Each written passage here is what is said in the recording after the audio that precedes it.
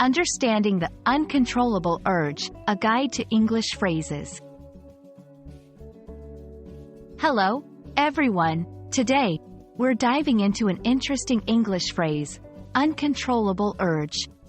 This phrase can be tricky but is incredibly useful in everyday conversation. We'll explore what it means, how to use it, and some examples to help you incorporate it into your English vocabulary. So, let's get started. An uncontrollable urge refers to a very strong desire or impulse that someone cannot resist or fight against. It's that feeling when you're drawn to do something, even if you know you shouldn't, or when you can't stop yourself from acting on a desire. The key components here are uncontrollable, meaning it can't be managed or restrained, and urge, which is a strong desire or impulse.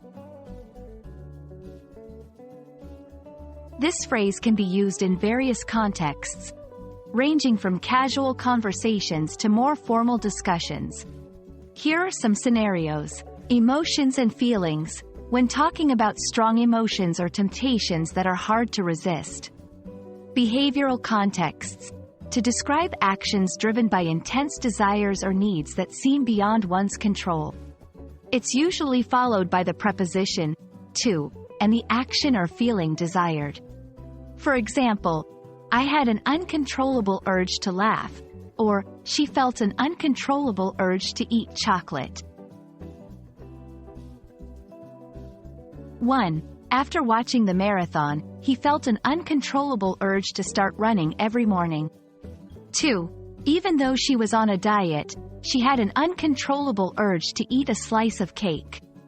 3. During the silence of the library, I had an uncontrollable urge to sneeze loudly. These examples show how this phrase can be applied to various situations, illustrating the wide range of emotions and actions it can describe.